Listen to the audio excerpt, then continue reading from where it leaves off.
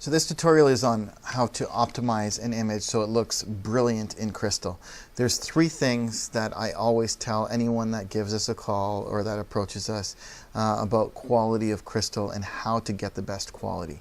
These three things are your laser power, which is completely under your control. Whether you're measuring your power by amps or volts, understand from your manufacturer how to increase and decrease the power. It's generally very simple to do, and that's something that you would have full control over.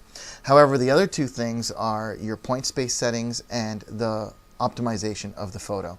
So in terms of point space settings, click on these gears here, and we always recommend your point space settings be 07 and 07 for X, Y, and Z, and that your maximum layers be 8, 5, and 2.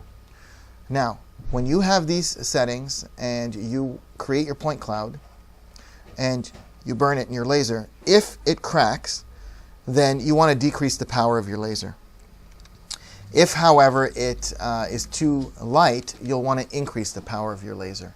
We know this for a fact because these settings are the best settings across the board with many different laser manufacturers that we have tested these outputs with.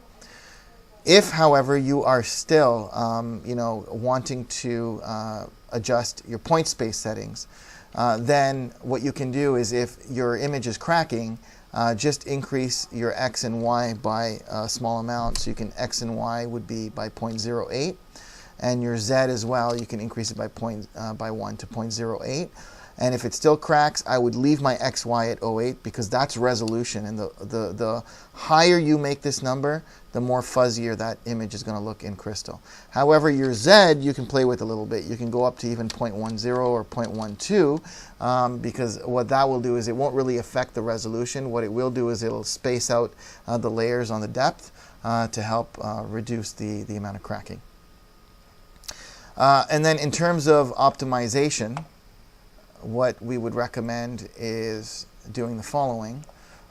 Click on the paintbrush here, launch it in Photoshop, follow these easy steps: image mode, grayscale. Make sure it's grayscale. Even if it looks grayscale, it might not be, so convert it to grayscale.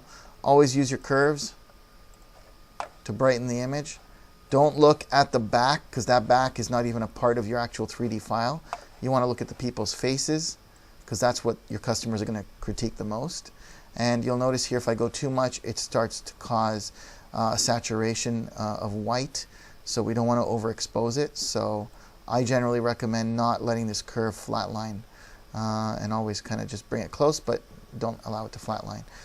And then what you might want to do for suits that are dark, such as over here, is click on Color Dodge, change your opacity to 20%. Make sure that you're on the layer of the image, not on the curve, because now you've got two layers here. You'll want to make sure your foreground color is white, and you'll want to increase the size of your brush, which you can do so using this or using the square brackets. And you can see now that we're subtly increasing the brightness of the suit. If we wanted to increase just the brightness of part of his face, we could do that too. Maybe this part of the suit as well. And if we wanted to be a little more powerful, we could actually use the normal button here. See, that makes it a lot more brighter, and that's why we prefer Color Dodge. However, if it's a completely black suit, you might actually have to use the normal button. I'm just going to take it one step back. Now, you always want to click on Save, not Save As. So always click on Save. In this case, if you click on Save, it'll actually ask you to save some random file name here, which means that it hasn't done it correctly. And the reason is because you always have to make sure you only have one layer at the end of the day. So here we've got a layer for your curve, and then we've got your original layer. Let's right-click and merge the layers. Now that they're merged, we can actually click on File and Save, and click on OK, and it has saved the image. If I minimize Photoshop now and just click on Refresh, we now have a beautiful optimized file that's going to look fantastic in Crystal.